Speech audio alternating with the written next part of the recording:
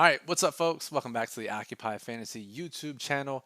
We're here today for some FanDuel Fantasy Baseball, DraftKings MLB DFS picks, and lineup advice for today, May 17th. It's ticket day for a lot of you out there if you follow our satellite strategy that we outline in our ultimate guide. I know a lot of you have entries into the biggest contests on FanDuel and DraftKings tonight. The Knuckleball over on DraftKings, the Squeeze over on FanDuel, both $100,000 prizes up top. We had a lot of members in our Discord channel ask us to do a show tonight to give you the top picks, plays, and lineup strategies for these contests. And so that's what we're here to do. We'll be here till about 5:30 p.m. Eastern. If you have any questions about the ticket strategy or just the slate in general, go ahead and hop in the chat, ask them, and we'll answer them here live throughout the show. I'm Brian Jester, co-founder here at Occupy Fantasy. I'm joined today by our MLB DFS Daily Plug writer, Chris Roney. Chris, what's happening, man? Brian, it's obviously, as you outlined here, it's an exciting night for baseball DFS with these big contests on FanDuel and DraftKings. The Discord members have been asking some really good questions all day about, not the typical stuff. Not should I play, Yasmani Grandal or Yerman Mercedes. It's been the real good stuff that I know you and I love talking about. It's how should I approach stacking tonight? What's the optimal type of lineup construction for the type of contest I'm playing, which is like I said, the stuff that we love to talk about here. So I'm happy to kind of dive into it with you and hopefully answer those questions for everybody else who missed out on the Discord chat here.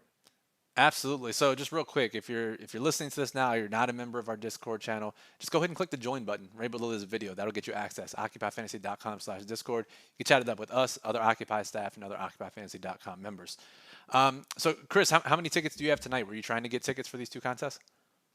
Not on the DraftKings side. I am typically a 20 max player over there for the quarter jukebox, and then I build a single entry lineup for satellite chasing. But with the price point, I think I'm just going to throw my 20 lineups into the knuckleball as well and see how I fare, since that's just typically how I play. It seems like good opportunity. Don't often have a chance to turn $100 into 100,000 on DraftKings with MLB, so I will take advantage of that opportunity. On FanDuel, I've got about 40 tickets. So I'll be using our lineup builder pretty heavily after the show tonight for both FanDuel and DraftKings. And I hope we get some questions about the lineup builder during the show tonight, because I am excited to talk about it. I know you are as well. Absolutely. So OccupyFantasy.com/lineup builder is where you can learn about and get access to our hand-built lineup builder that we put our efforts into. We built it ourselves with the lineup strategies in mind to build lineups how we want to build them. So go check that out. So Chris, before we get into specific strategy for these two big contests tonight on FanDuel and DraftKings, let's look at the slate from a high level. You wrote the plug along with our other MLB writer, Michael. You have a sense of the slate, where we should be paying up, what the pitching, what the stacks are looking like. So give me a quick rundown of what you're thinking from just a very high level glance. If you looked at our pitcher model, that's where I typically like to start. I try to figure out which pitcher or two pitchers are my favorite, on any given night. You right now would see that Garrett Cole's at the top, 21.9 OF index. You might actually see that money line movement, which is 30 cents in the wrong direction towards the Texas Rangers tonight, and be a little thrown off. But don't let that fully dissuade you off Garrett Cole, because I can tell you, you can tell them as well, because we live and breathe this data every day. Garrett Cole's OF index actually went up after we got some confirmations later in the day. We had him at like a 19.5 earlier. We had his projected strikeouts per innings pitched at like 1.8 earlier in the day. Now it's over 2. So despite that line movement, Brian, and I think a lot of that just has to do with the fact that the money line is huge for the Yankees. Minus 265, biggest favorites on the slate.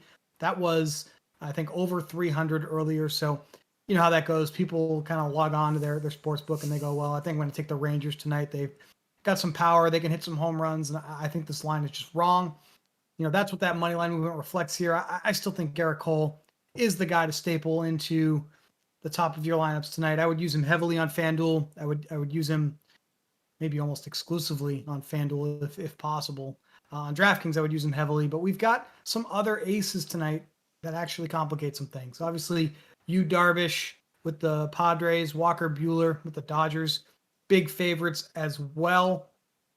I don't, of these three guys, I feel like less people are going to be on Walker Buehler just because he ranks a little lower than Cole and Darvish in our model. And you know what? Now that I see it, because it just populated in our model, ownership projections seem to reflect that. So there may be some advantage tonight to going a little heavier on Walker Bueller than Darvish, for example, just because I don't think as many people are going to be playing him tonight. We're not starved for value. I know I'm talked for a few minutes here about some aces. We've got Yusei Kikuchi from the Seattle Mariners as our top value arm on the slate, second favorite arm in general. He's a better DraftKings value. It's just 7,800 tonight.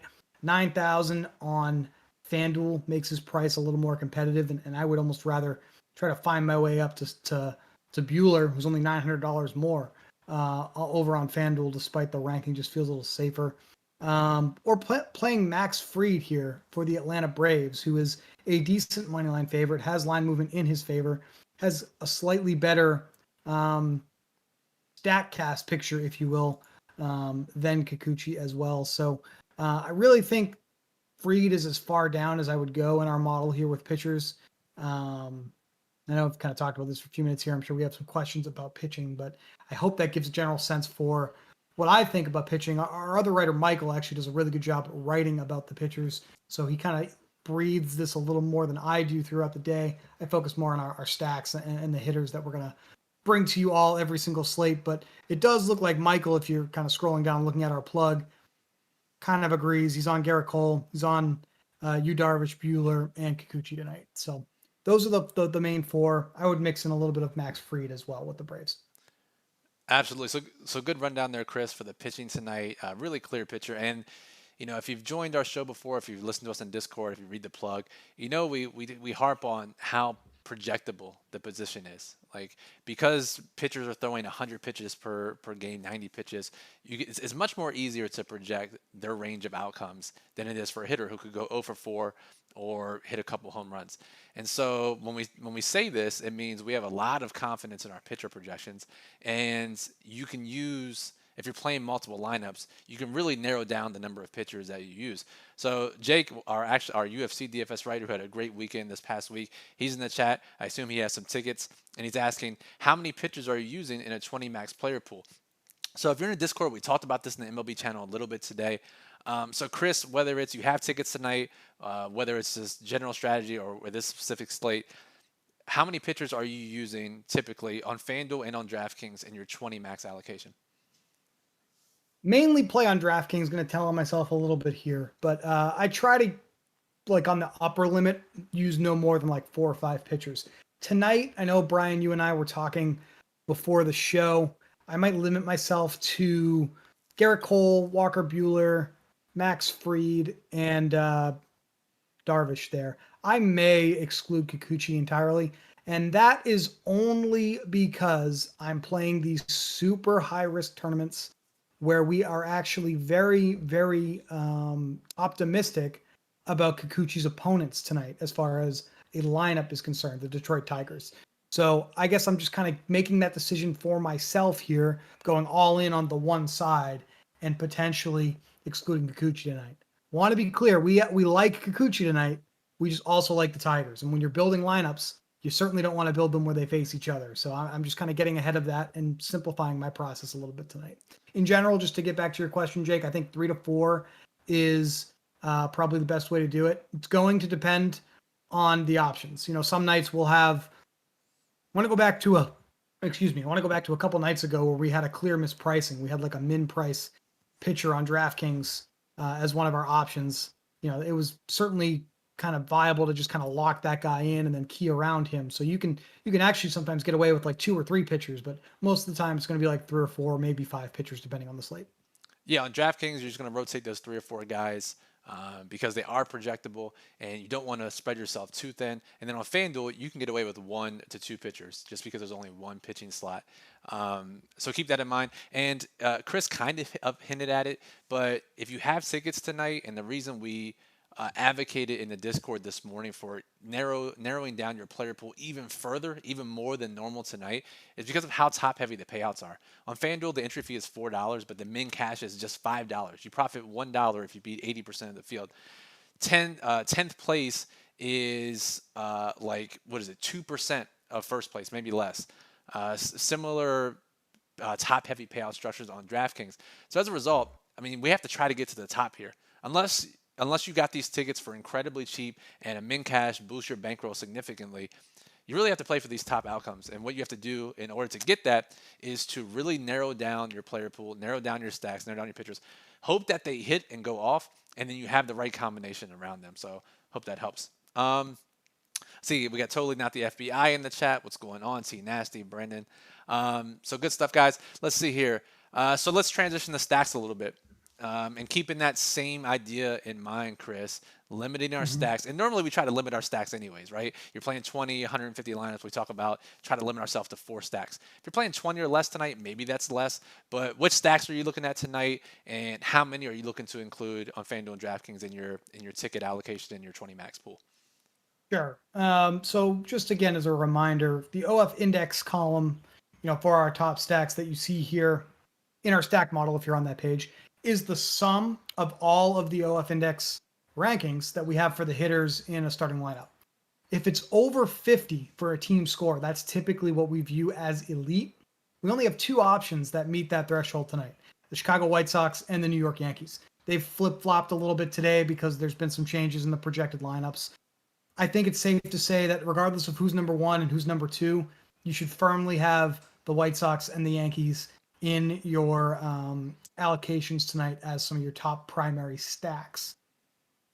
Everyone else is kind of close. Right now, it looks like we have the Nationals and the Tigers as the 3rd and 4th options. I wouldn't be against going down to either the Dodgers or the Twins as well.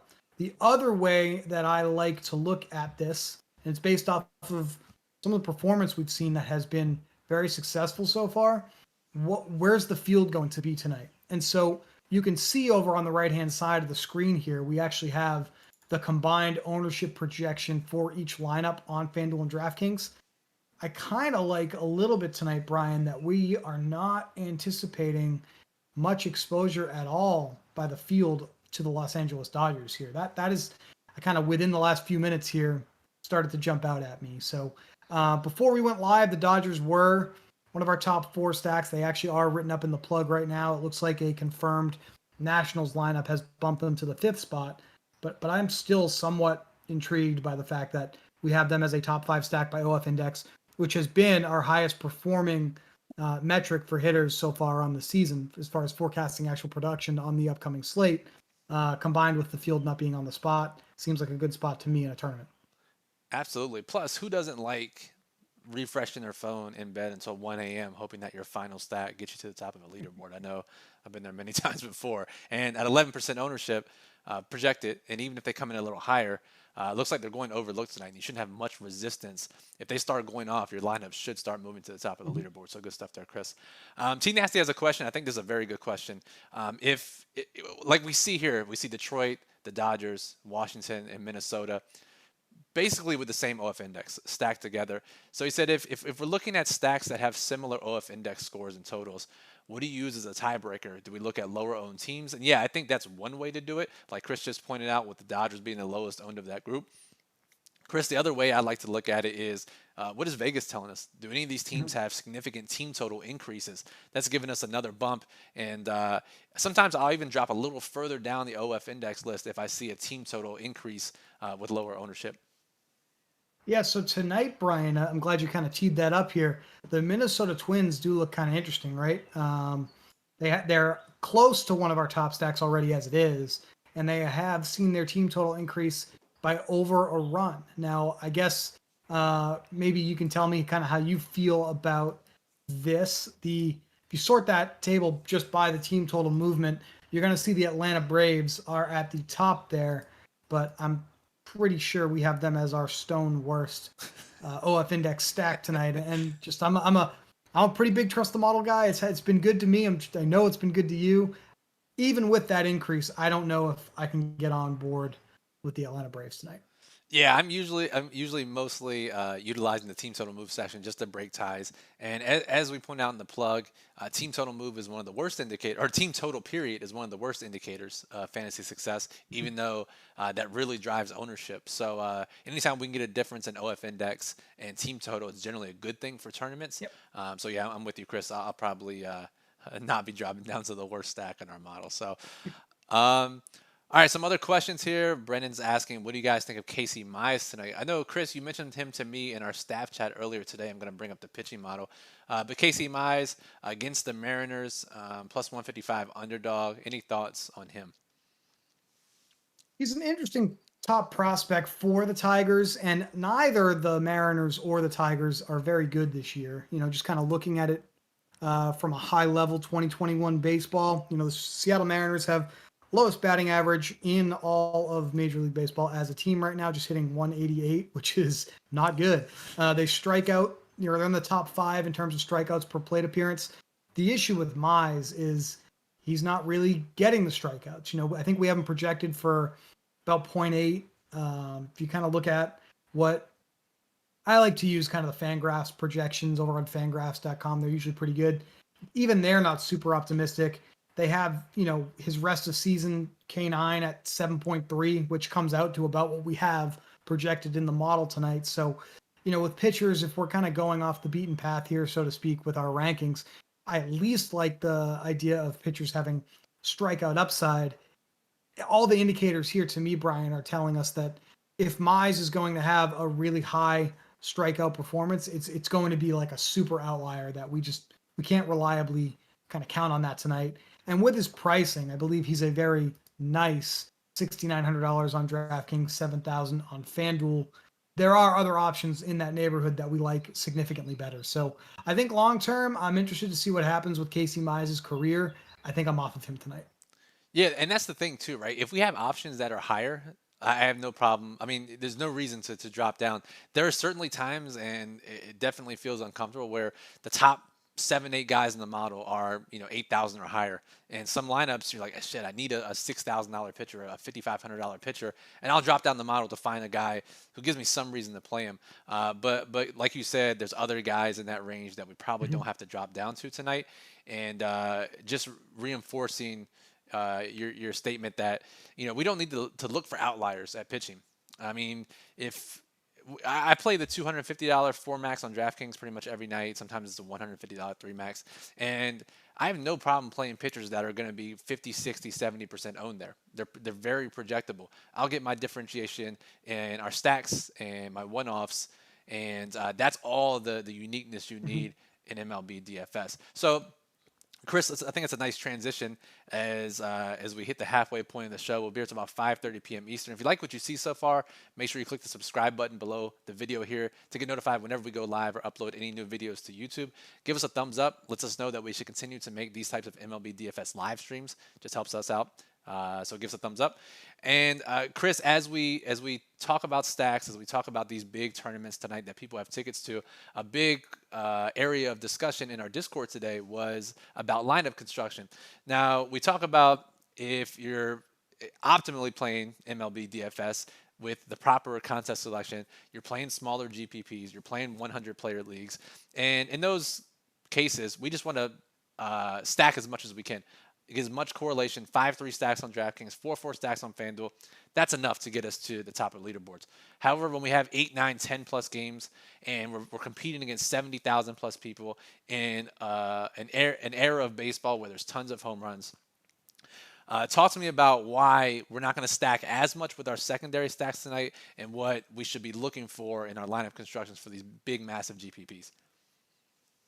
Really be trying to maximize correlation with your primary stacks. That's always true, no matter what kind of contest that you're playing. Tonight, this super knuckleball on DraftKings is just over 70,000 lineup participants will be in there. And on FanDuel, it's like 90,000. So you're trying to get your whatever it is, one lineup, 20, 40, 150 lineups to the top of these super, super large leaderboards. And even if you get even if we're right tonight about the White Sox or the Yankees, it's probably going to be difficult to get to number one if you have on FanDuel, a 4-man Yankee and a 4-man White Sox stacked together, or in DraftKings, a 5 and a 3, because those popularities of those kind of two lineups will eat away at each other. And there is, just kind of due to the randomness of baseball, a very high likelihood that some hitter that isn't necessarily a part of a top stack for us tonight is going to hit, 2 or 3 home runs or something like that, or get a home run, a few stolen bases, and just find their way into the optimal lineup. So I think, Brian, the best way to give yourself a chance at that outsized ROI tonight is use what we refer to as partial stacking in our lineup builder. Make sure that you set your stacks to be the maximum for a primary stack. So on FanDuel, that'd be 4 hitters in your stack lineup. DraftKings, that'd be 5. And then that will ensure, because you're doing partial stacking, that you will get, some of these best one-off hitters, exposure to them in your lineups tonight. Chris Bryant with the Chicago Cubs is our favorite hitter on the entire slate. We're not necessarily super high on the Cubs, but we have him with the highest OF index. He's got a 392 ISO projection, 489 WOBA projection. I believe both of those are number 1 ISO, number 2 WOBA on the entire slate for an individual hitter. If that actually materializes at what looks like just 7% ownership across the industry, you wouldn't have any exposure to Chris Bryant if you were fully stacking using Occupy Fantasy's recommendations tonight. In these larger field contests, you'll see a lot of the top pros do stuff like this. They'll build the what we refer to as the 4X or the 5X lineups on FanDuel and DraftKings and make sure that they get exposure to some of these other hitters around the league. I know, Brian, you and I have talked in the past, and the Discord members have seen these discussions as well, about potentially limiting your upper end exposure to any given hitter, whether you're stacking them or not, to around 30%. It seems to be that's what a lot of the top 150 maxers who are doing this every single night seem to do, right? So that may be another path tonight as well. Do partial stacking, but then also limit your exposure to these hitters on the upper end. Absolutely. All great stuff there, Chris. So just to summarize tonight, if you're playing on FanDuel, stack 4 hitters from one team in the big GPP and play top-rated one-offs around them. So 4 guys from one team, and then it doesn't matter which other teams the other 4 guys in your lineup are from. On DraftKings, 5 from your primary stack as much as you can, and then the final 3 spots in your lineup, guys from any team that have high upside. And Billy, longtime member in the chat, says, I ended a lot of my lineups 5-2-1 naturally. And, Chris, we'll see that a lot too, right? You don't necessarily have to make them from different teams. Many times there are some top hitters in the model that aren't from top stacks that rate closely to one another and hit closely to one another. And I think a great example tonight is Contreras and Bryant from the Cubs. Contreras is top 10, top 12 in the model. Mm-hmm. He's leading off for the Cubs. Bryant number 2. No issue for me if you're not playing Cubs primary stacks to have a Bryant Contreras little mini stack behind them. Yeah, no, I like that as well. In fact, I don't have to go too far back in my own playing history. I believe yesterday for single entry stuff on DraftKings, I did that with the Pittsburgh Pirates. It was their catcher and their second baseman were hitting like 4th and 6th, and it just fit nicely with the Toronto Blue Jays primary stack that we advocated for. So certainly don't feel like you can't do that stuff as well. You can actually end up with a 5-2-1 that is the equivalent of like a 5-1-1-1 as well if you see 2 guys that are near the top of the model but don't necessarily hit near each other. It is a 5-2-1, but like let's say Chris Bryant's hitting second and you get one of his teammates that isn't necessarily hitting next to him like Contreras is. It's almost kind of more like a 5-1-1-1 because there's less correlation there. That's also true. Very, very good point. All right, it is 5:25. You have any other questions about tonight's slate? Now is the time to get them in. I love doing these shows because we get a lot of high-level questions, Chris, that we normally aren't able to answer in detail. But Team Nasty has a great question here. And if you've read our Ultimate Guide, which is the staple of our strategy at Occupy Fantasy, you know about the satellite strategy. For those who aren't aware, it's a strategy I use to win the $1 million top prize on DraftKings. It's the strategy all of our staff, all of our members use to have a chance at life-changing paydays without dipping into their pocketbooks. And Team Nasty's asking, so if his bankroll is $500. He's playing 2%, like we suggest tonight. That's $10. How much of that $10 should he spend on satellites? And Billy in the chat says he normally spends 20 to 25%. Chris, I I'm I think if you want to be super conservative, I think 10% is probably the right approach. But if you track your results and you see that you're being profitable in satellites, I have no problem, with 20, 25%, maybe a little higher, just depending on your results, and as long as you're able to withstand some of those downswings until the big contest gets there. Yeah, so in my own play, it is about 20 to 25% as well. I'm typically only playing, about $30 a night on DraftKings, and I don't play on FanDuel as much as I probably should. But it ends up being about 20 to 25% per night that I'm spending on potential satellite contests. So for $10, that would be right around $2 to $3 on satellite contests. There are plenty of options in the DraftKings lobby every single night if that's what you play, T Nasty, that will allow you to do that. There are a lot of good, I would say, at your level, single entry tournaments you could play in that sort of $1 to $5 range that may fit in there as well. And I think that is the other thing about both you and I, Brian, to kind of say here that we mainly play just high risk in MLB. I know there are plenty of people who play, double ups and 50-50s and head to heads and stuff like that, but I just do not play as much of that in MLB. It just does not feel right for me, so I avoid that. Yeah, and just to be fully transparent here with everyone, I mean, everyone that at least is aware of me, know that I've had the big prizes and know my bankroll is pretty big. But, even in this day and age, for MLB specifically, there's the same problem with NHL as well. The prizes are very top heavy. And at some of the price points where I normally 150 max in other sports, I'm actually not 150 maxing in MLB. I'm not 150 maxing in NHL. I'm fully following the satellite strategy. I'm playing my 3 max, my 4 max every night, these smaller type GPPs with 2 to 400 players.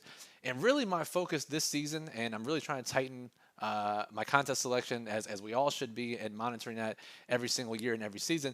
I'm really just trying to get my big hit in baseball through these satellites. And so for me personally, I'm trying to get tickets into the Mega Gold Glove, which is $1,500 for my bankroll. That's the perfect amount. And so I'm going to have 5, 6 times this year where I have a chance at a 6-figure payday in MLB.